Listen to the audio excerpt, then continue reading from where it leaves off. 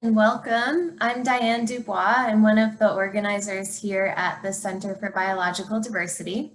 For those of you who are not familiar, the Center for Biological Diversity works toward a life-centered world where governments and people respect wildlife, wildlands, clean air and water, and protect the planet's rich biodiversity.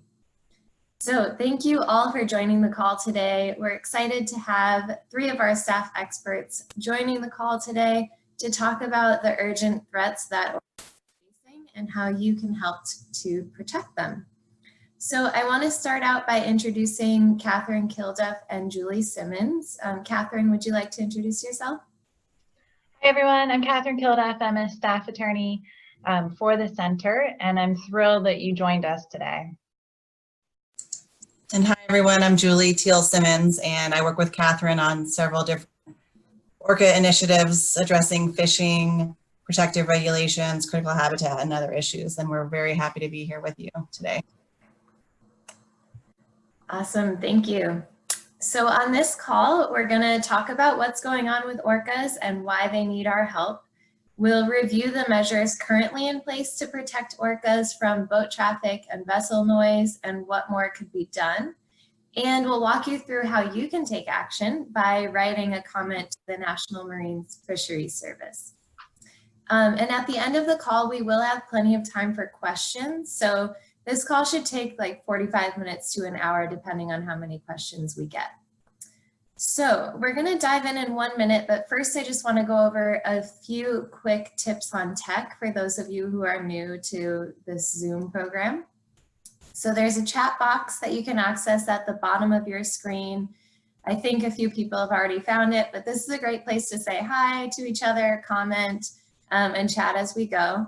There is also a Q&A button at the bottom of your screen that's great to use for questions because otherwise they can kind of get lost in the chat. And if you called in and you're not using the Zoom app, you unfortunately won't see these features, but you can always reach out to us after and we can answer any questions that come up. So with that, I will turn it over to Kathryn to talk about what's happening with orcas. Great, thank you. So I shared my screen. I have some slides today.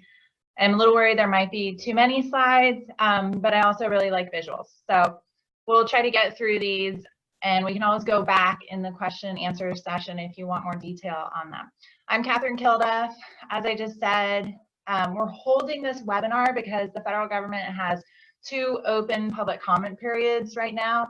They're soliciting comments on proposed critical habitat to expand the critical habitat for southern resident killer whales into coastal waters off California, Oregon, and Washington. And then also they're scoping additional vessel restrictions, and these are both in response to Center for Biological Diversity lawsuits. And so we're trying to reach out and get people interested in this because it's never an easy battle, and we need people's support. And as you know, West Coast orcas are dying out in front of our eyes, while the Trump administration is really delaying enforceable measures that could help the orcas. And we probably all have seen the headlines about the mother orca pushing her stillborn calf for 17 days. And just headline after headline is really compelling facts. And we want the federal government to match those facts with really strong actions. And so after I talk, my colleague Julie will give you some information you need to comment. And we hope to keep in touch with you going forward as these rulemakings progress. And I'm hoping to leave time for discussion because this webinar is really for you and to help you save orcas. All right. Now, oh, there we go. Second slide. I'm going to give you some background on southern resident killer whales, and I know everyone's probably really knowledgeable, but just the critical information that will tell you why we're seeking the protections that we are. And I'll talk a little bit about Endangered Species Act protection, which is our organizational strength, and it's also a great law for the nation's wildlife. It's a success story because 99% of the animals listed do not go extinct, and those animals that have critical habitat are twice as likely to be recovering as those that don't. And so we're trying to make sure that the administration implements these protections that are required in the law. And then we'll go on to the threats to southern residents that have continued and are ongoing, and some what needs to happen in the future to protect them. So as you probably know, there are 10 ecotypes of killer whales, and we're focused here specifically on the 3 in the North Pacific, or not the 3, 1 resident, and specifically the southern resident killer whales. And the reason it's important to know about the other killer whales is because some of the research and information from those other killer whale species is really helpful when we're designing management actions or brainstorming, coming up with a wish list. And one example of that is we've seen how devastated populations are from oil spills that Exxon Valdez really hurt the Alaska transient population. And so we're desperate to stop additional transit of petroleum products through the important habitats of the southern residents. The critical population here, the southern resident killer whales, they have dropped to 73, which is the lowest levels in more than 30 years. And so without help from the federal government and the state government and Canada, everyone, then we could see their extinction in our lifetimes. One nice, hopeful story is that the northern residents have actually been recovering. And so potentially, and I think this is true for most animals on the Endangered Species Act, you're really working towards recovery and you still have that optimism. And if we can provide the necessities of what they need, then they should be recovering. And so here's some of the information about those necessities. The bullets on this slide guide our efforts to help create the enforceable requirements under the Endangered Species Act. Specifically, the distinct population segment is made up of the JK and L pod orcas, and distinct population segment is a legal term under the Endangered Species Act. And because they eat salmon and they're prey limited at the moment, then we focus a lot on protecting the salmon that they need, and also protecting the habitat where they are, which is from Southern California to Southeast Alaska. And so this gives the timeline behind applying Endangered Species Act protections to southern resident killer whales. The center, with a bunch of partners, about a dozen groups, filed for ESA, Endangered Species Act protection, in 2001, and the federal government denied that petition because there were too many uncertainties, they said, around the taxonomy of southern resident killer whales and whether the southern residents were a distinct population segment under the Act. There was a lawsuit filed in 2002. The judge said the agency had to go back and redo that decision because it wasn't supported by the information. And they were listed finally in 2005. And in the interim, Canada listed southern residents under its equivalent Endangered Species Act.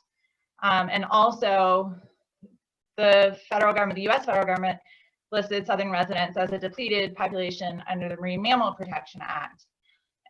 But neither of those, the Canadian protections or the Marine Mammal Protection Act, give the same level of protections that Endangered Species Act does.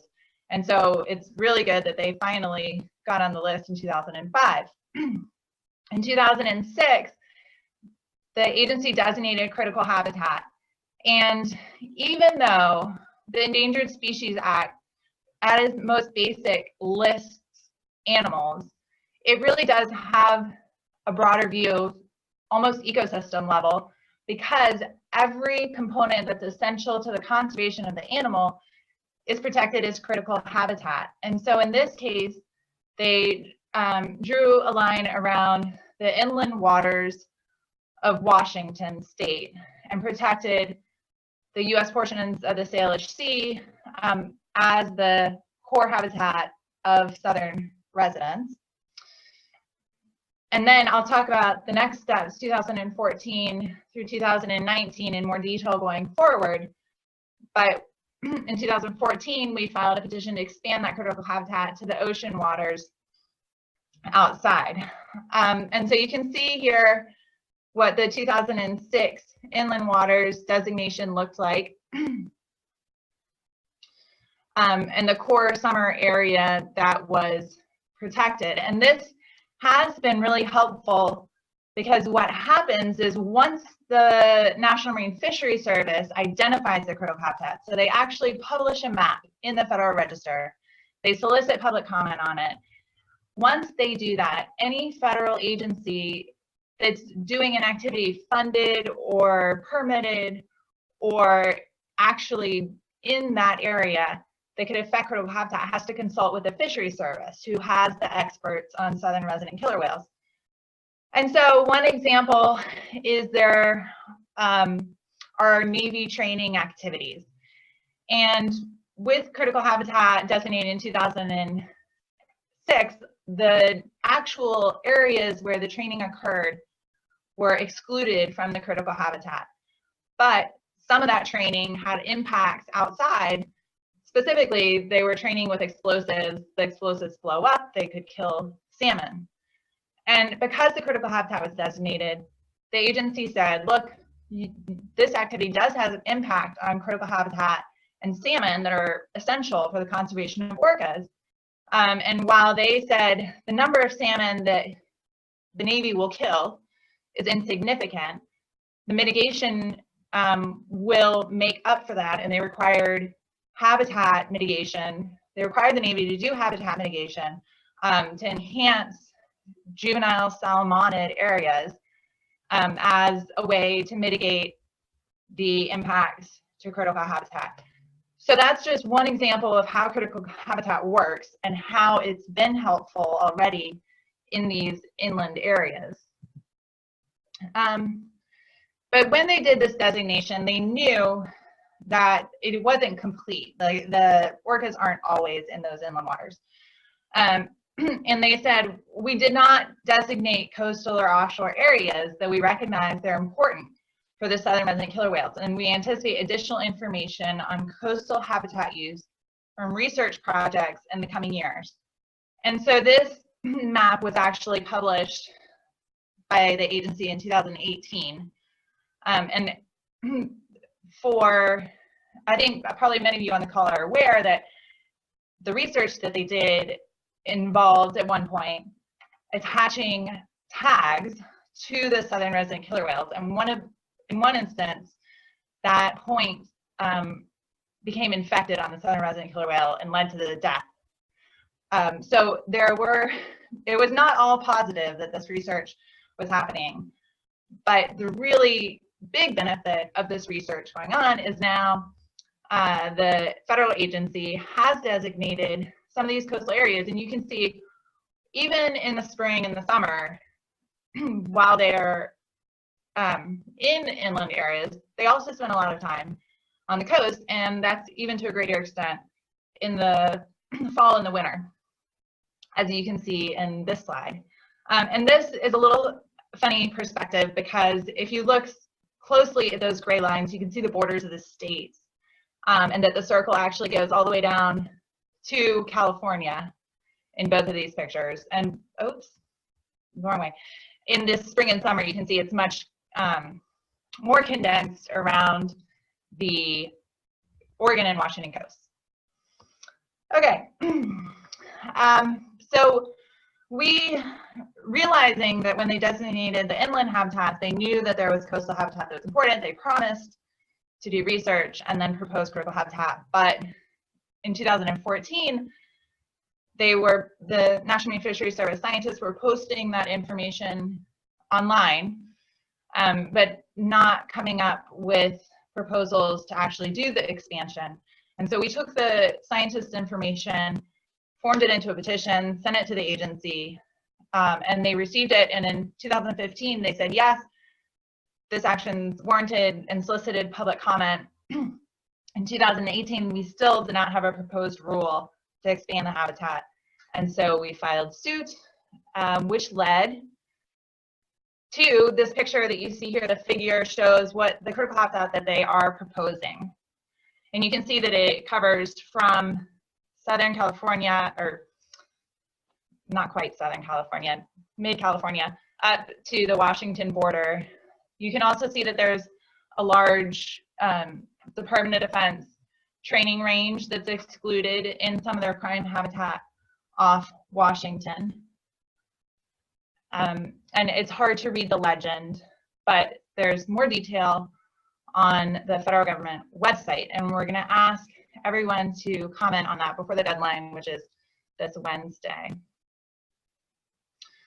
And so this slide signals my shift away from the Endangered Species Act protections that are so important that we've been working on toward the threats that continue to face southern resident killer whales, and how we think the federal government should address these. And this slide is very depressing. So I'm not going to spend too much time on it because you're probably familiar with it. Females live about 80 years and males live 50 to 60 years.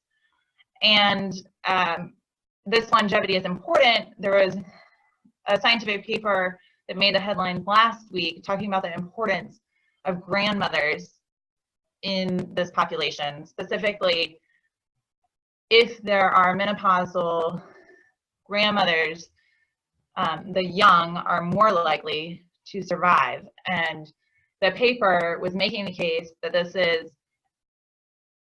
they have evolved this way because the benefits are so great to the young of having grandmothers take care of them. And right now there are only 4 grandmothers in the southern resident killer whale population. And so it's important that we restore their numbers, and so that they're more resilient and they can increase the population. So I'm going to give an overview of the threats: prey unavailability, toxins, ocean noise, and vessel disturbances. And when I end on vessel disturbances, that is where Julie will take over and talk about commenting, because there's an open public comment period. The prey unavailability, many of the salmon that the southern residents eat are also listed on the Endangered Species Act. There's no question that the salmon runs are imperiled, especially from climate change, and that there's habitat loss.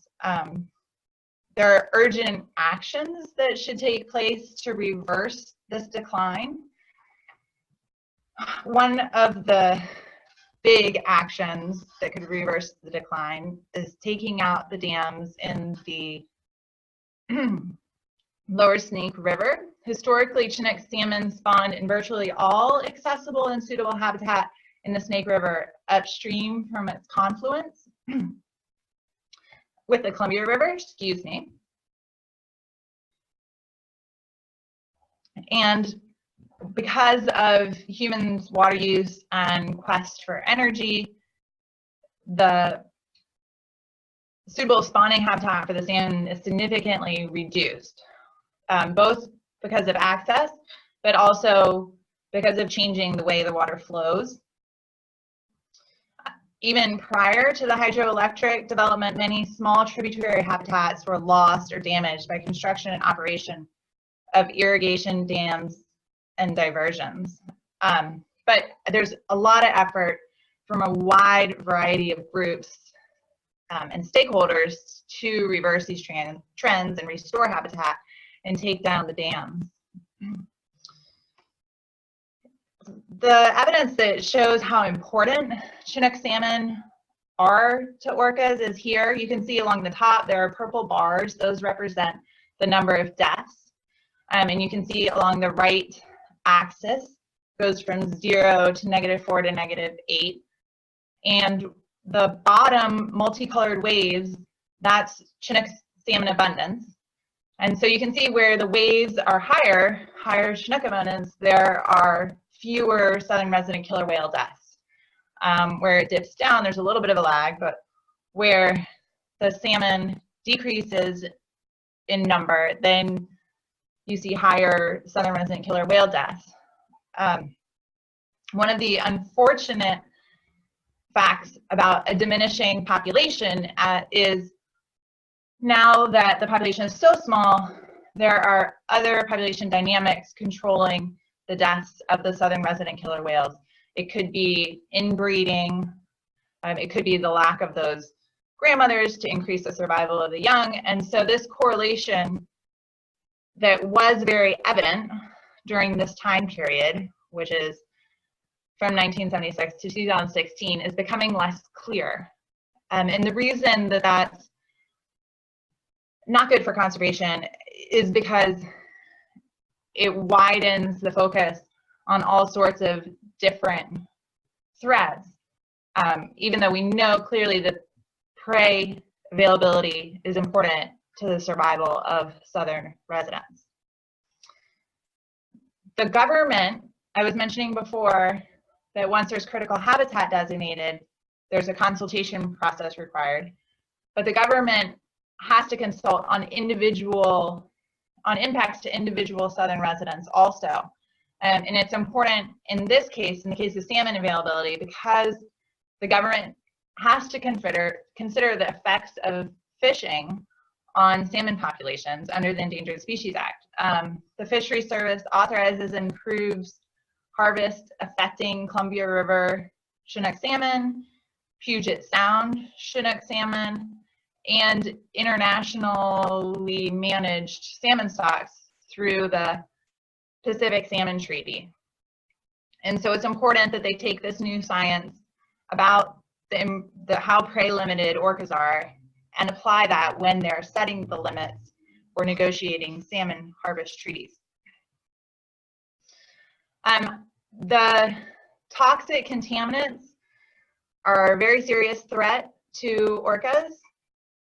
Juveniles of both sexes accumulate contaminants continuously, and adult males continue to collect organochlorides through the rest of their lives, but the reproductive females transfer a significant portion of their own burden to their calves. And you can see this change in their lifetime. Once they stop having calves and lactation ceases, they again start collecting toxins. So it's something that the orcas deal with throughout their whole lives. This is my second to last threat that I want to talk about, and that's ocean noise.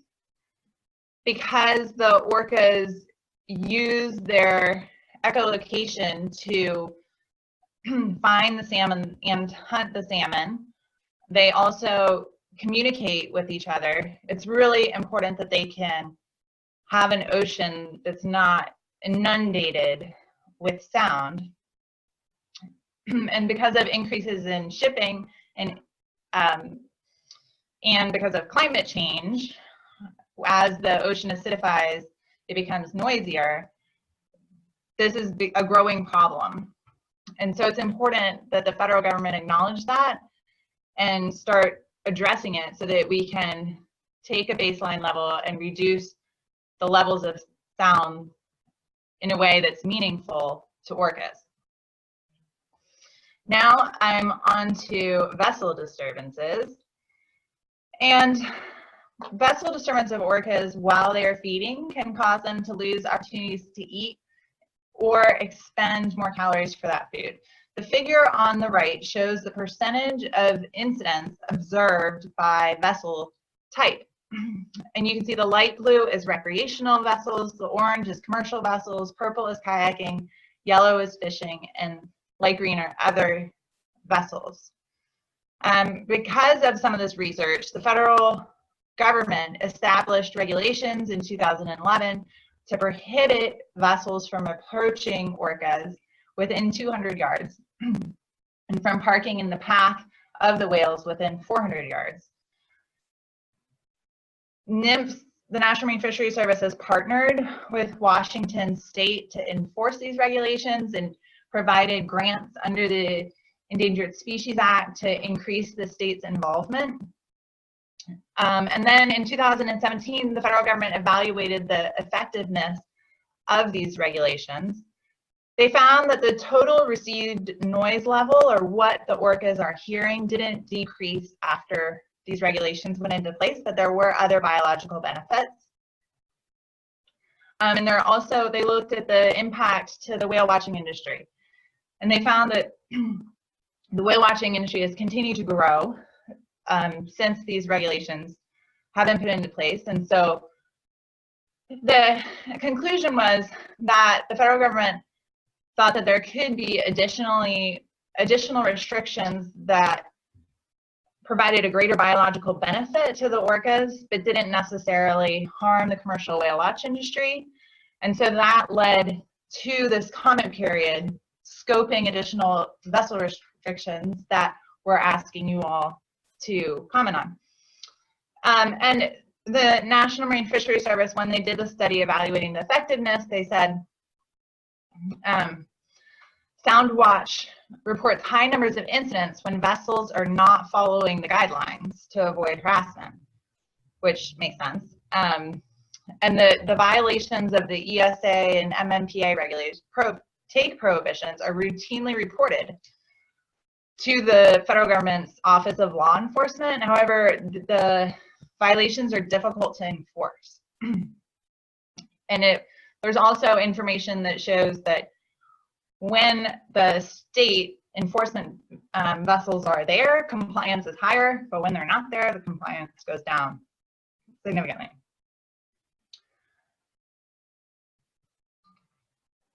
One of the ideas that the federal government proposed before they implemented the 2011 regulations was a no-go zone. And so in 2016, we, along with Orca Relief Citizens Alliance and Project Sea Wolf, two other organizations, submitted a petition for that idea to be enlarged and expanded and put into regulation. Specifically, the current voluntary no-go zone, this is the west side of the San Juan Island, and the current voluntary no-go zone is that red line, a quarter mile off the shore. And we proposed expanding that to 3/4 of a mile, plus that lightest yellow buffer being voluntary, so that there would be essentially a mile from shore no-go zone. And this is really to protect the animals in some of their prime feeding habitat, in an effort to give them a couple of years for other important restrictions to go in place, or habitat restorations for salmon, other things like taking down dams that need additional years before the orcas see the conservation benefits. The federal government didn't respond to our petition. And so in 2019, we filed a lawsuit, and they have now opened a scoping period. But in the meantime, both the state of Washington and Canada took action in 2019. Some of this was in response to the Washington governor's Orca Task Force. And both the Washington state regulations and Canada's regulations are more stringent, more conservative of orcas than the federal regulations. And that underscores the importance of revising the federal regulations to give additional benefits, biological benefits to the orcas, but also to make the regulations consistent, because the vessel traffic is transboundary in some cases. And so having consistent regulations will improve conservation. And this is the pictorial version of those regulations, but this next slide gives you the same thing as those pictures, but in words. And you can see that common among the plans, there's a distance limit, basically of bubbles around the orcas to prevent vessels from approaching them. There's speed limits, protected areas. Specifically, Canada implemented no-go zones for the orcas, whereas the Washington state regulations and the current US, the 2011 regulations are voluntary no-go zones for whales in their core summer habitat.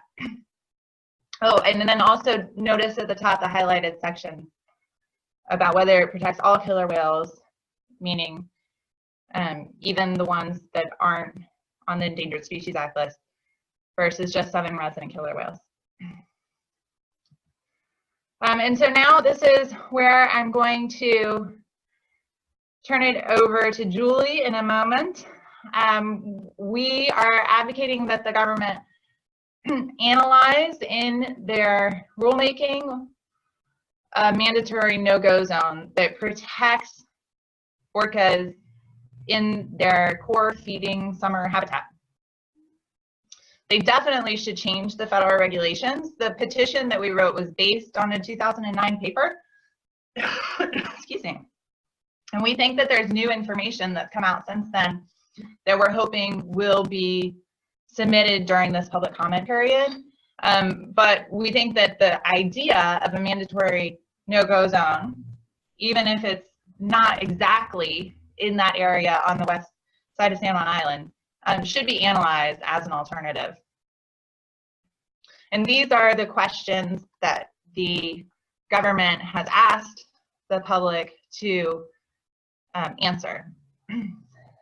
And I want to give thanks to the Center for Whale Research, which provides the abundance estimates of the orcas, the federal government and the Canadian government, and all our NGO partners. So Julie, because we've been going for half an hour, I want to turn it over to you to let everyone know how to take action. Okay, great. And thanks everyone for joining and for listening. And I think the background's really helpful to help us all write meaningful and well-informed comments. I just want to make a couple notes. We just posted the link for critical habitat comments, which, as Kathryn noted, are due Wednesday. So if you support expanding critical habitat down into the coastal areas, that's where you will go to indicate that you support that initiative. And then what we were just talking about, those comments on the whale protection zone and other protective regulations, those are due Monday, December 23rd, so this coming Monday, and we will send you the email for submitting those comments. It's basically emails going straight into NOAA's email inbox, where you can show support for expanding the protective regulations for the inland waters of Washington, including support for a whale protection zone. I just briefly want to say hi to Sophia Ressler, is also on the call today from the Center for Biological Diversity. She's actually our Washington wildlife advocate, which is great. She's based in Seattle, so she's local. She's been to the islands quite a bit and was actually at the November 12th hearing that NOAA had, or NMFS had, in Friday Harbor on this scoping notice. So as Kathryn said, we filed a lawsuit because they did not respond to our whale protection zone petition.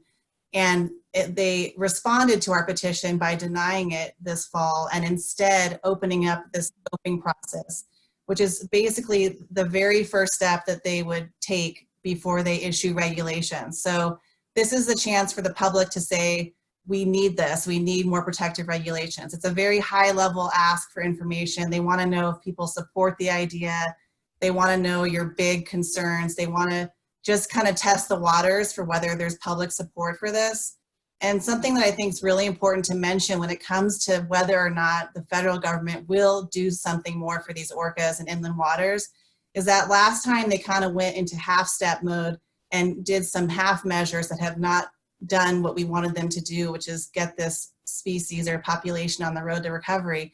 And they said that a big reason why they did not, for example, finalize a no-go zone or a whale protection zone was that they did not feel like there was sufficient local support for the initiative. And part of that is obviously that one set of vessels that would be impacted by more protective vessel regulations is that whale watching industry, the commercial whale watching industry. And they're, they're very influential and powerful when it comes to making their voices heard. So we really need all of you to reach out to your friends and get your comments in by Monday and show the federal agency that there are other voices in the area that care about protecting these orcas. And we recognize that if we don't have any more orcas left, there'll be no whale watching happening at all. So I think it's important to emphasize that these protective regulations would affect all vessels. It's not targeting whale watchers, but at the same time, just because they would have to follow these regulations is not a good reason not to implement them. We have basically one chance to save this species. They are on a fast slide to extinction, and we think that it'd be really important for all of you to submit comments by the 23rd that asks NOAA to be bold, to be assertive, and to take the action that is needed right now to get these orcas off the extinction trajectory and back on the recovery path. So, Kathryn, I think on your other slide, if you could pull it back up, it might help. You had some of the points they're asking for. Let me try to pull it mine too. There we go. So the scoping, as I said, again, it's really the first step. So what we hope happens here is that you all submit comments, get 5 friends to submit comments. I've been asking for it for a holiday present from my friends and family. I said, all I want for Christmas for me is submit scoping comments to protect orcas, and also submit comments and make a donation to fight plastic pollution in the Gulf of Mexico. But maybe you can pitch it to your friends as something they can do, something you want for the holidays. And really the point that we think would be most effective for you all to make is to tell the agency why this matters to you. So personal stories, I spent 8 summers up there visiting my grandparents and going to summer camp, and I've got a lot of stories about just seeing them or hoping to see them, or just the magic of knowing that this endangered and beautiful species is out there. Tell them your story, tell them why you care. And yes, this is needed. So the first point they want your comments on is, do we need to change these regulations? And the answer is overwhelmingly yes. They're continuing to decline. There's violations of the existing regulations. Many of them are not mandatory. So that's an easy one. They secondly ask you for ideas. What should they consider doing? So I think a whale protection zone or a network of areas based on the best available science today is something we still support and think they need to consider. You could also add go slow regulations and other types of protective regulations in your letter. And then if you happen to have any relevant scientific or commercial data or economic data, for example, some of our members are very supportive of expanding tourism dollars from land-based whale watching. So if you have ideas like that in terms of commercial data they may or may not be considering, it's always about impacts to commercial whale watching. But if we don't have orcas, I think that's going to have a huge economic impact on the state of Washington. So bringing up points like that they should consider. So right now it's really about issue spotting for the agency. So just let them know what matters to you and give them some ideas. We can send you certainly a follow-up email. I think we're planning to, with that email again and some talking points that you can include. But really it's about just getting your voice heard and letting the agency know that there are people out there, and locals in particular, that really care about this and want them to do more to protect Southern residents. So I think that covers it, unless Sophia or Kathryn has anything to add. Awesome, thanks, Julie. So I think now we will open it up for Q&A. So if you have a question, go ahead and submit it with the Q&A button at the bottom of your screen. We have a few already, so I'll get started here. Does the proposed coastal critical habitat area cover all commercial Chinook fishing areas in coastal Washington, Oregon, and California? I can take that one, and maybe Julie or Sophia can follow up. I think there are a lot of different ways to fish for commercial, commercially for Chinook salmon. So I think that question is probably going to be false, because there's a lot of fishing that occurs in river, and the proposed critical habitat is mostly in the ocean. So, but I think that the bigger question is, how will the critical habitat affect commercial fishing?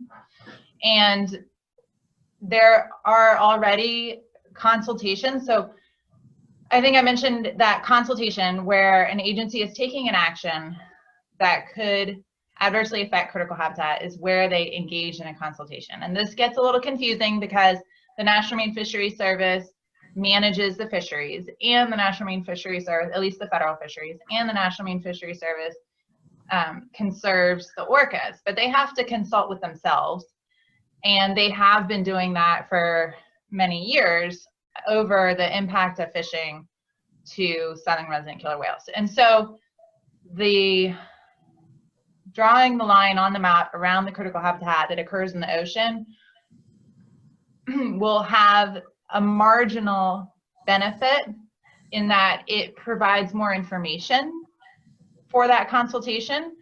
You know, those maps showing what percentage of the time the orcas are in the ocean versus in the inland waters of the Salish Sea, you know, that's new information that wasn't necessarily available 10 years ago. And so having that in the public, letting fisheries managers know what stocks are really important to southern resident killer whales can improve that consultation process and make it more science-based, but it is not an additional process because it already occurs. Julie or Sophia, do you want to add on to that? I'm happy to answer a follow-up question. Should I just take the next one, Diane, or do you want to read the next one? Yeah, I can read it. Let's see. Are the proposed vessel regulations only for inland waters in summer, or would coastal areas, assuming it becomes critical habitat, also be covered in fall, winter, and spring?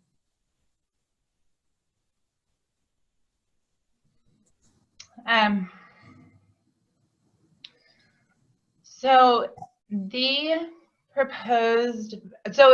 vessel restrictions, the federal government hasn't proposed any yet. They're doing scoping. And so I think that that's, you know, an invitation from the federal government about what would work best for the southern resident killer whales. Based on the history of vessel regulation, the focus has been only on the inland waters year round. I mean, the southern resident killer whales are there in the summer. And as I mentioned, the federal regulation protects all killer whales, not just southern residents. And so whether it's winter or summer, if there's a killer whale there, the restrictions apply. Okay. But I'll just add, for the scoping process, that's definitely something I've seen proposed by different people is, for example, would it be one zone or a network of areas? And I think that that's up to the science, and there are scientists looking at the most important foraging areas. That could be a network of pockets of protected area, not one homogeneous zone. And then other folks have talked about the importance of April through October for the orcas, even though there is some visitation year round by, you know, at least one pod in particular. So there is some discussion of seasonal closures, and that's something that I think the public comment period would be a great place to suggest. And I think some folks think that year-round restrictions are just easier to enforce and understand, so you don't have kind of a moving target, but there could be biologically relevant information that supports just having those protected zones in operation for those key months that they tend to return, you know, the April to October season. Mm-hmm. And the scoping notice, I should say, in the title of it, it talks about Washington's inland waters. So I think that's going to be the focus of this set of protective regulations, but it certainly would be a good idea to also recommend that anywhere southern residents are, these measures, at least the distance measures and speed measures could also apply. But I think that potentially could be a different rulemaking, talking about things that could happen in the coastal waters. Okay.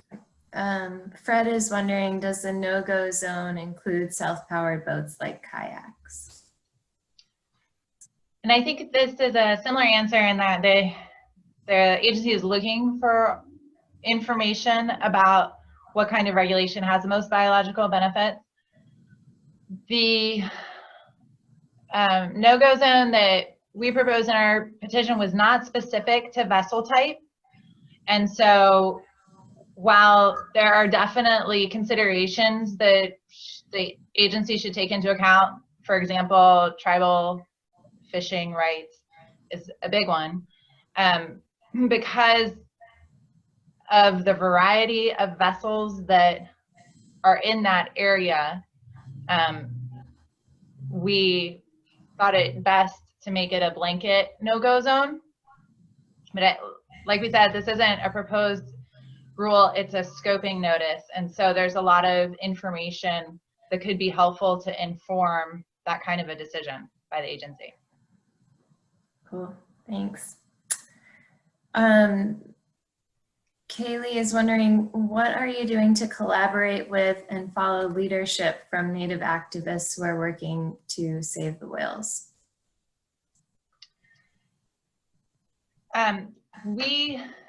It's interesting because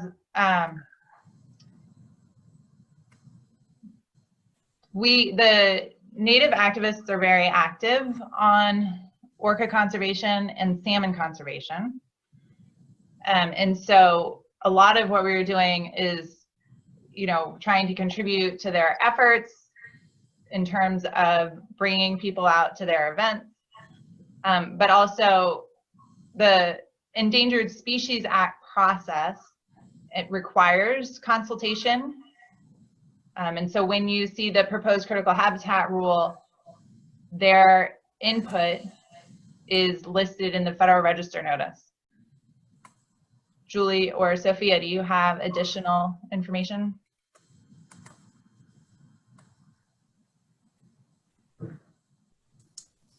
So far, for me, in the whale protection zone arena, I haven't seen much participation or cooperation at this point yet, but I have our local partners about outreach to tribes to see if they're participating in the scoping process and if they have specific concerns. We need a lot more in our fisheries work. I know, for example, we have a lawsuit that required the federal government to reinitiate consultation on the impact of coastal salmon fishing on orcas. And the tribes have a seat at the table there with the Pacific Fishery Management Council. They have a Southern Resident Killer Whale work group that they formed in response to the lawsuit, which is right now on hold while they reinitiate consultation. So they agreed to do that. So the tribes are more of a party at the table there. We don't sit at the table for that. We're just kind of observing a nonprofit on the outside. In some processes, they actually have like a seat at the table in those kinds of discussions and negotiations, as they should. But I know that it's an area that we want to do more if we can figure out ways to better communicate and collaborate. But I haven't seen any positions pro or against in terms of whale protection zone at this point from tribal governments or tribal organizations. If you all have any input on that, we'd be happy to receive it and consider it important input. I know the Lummi tribe, we've had different news outlets cover stories, been featured in stories with them when they were doing some ceremonial feeding of salmon to orcas in the inland waters and that type of thing, but we haven't specifically worked together as far as I'm aware. And Sophie, I don't know if you have anything else to add on that.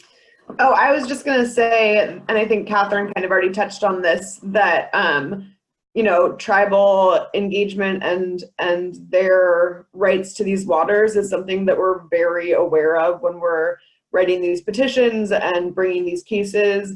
And we, especially in our whale protection zone petition, explicitly called out the fact that we think that the federal agency should consider an exemption for, cultural practices and, native fishing. So I think that that's something that is just, constantly a theme with all of this work.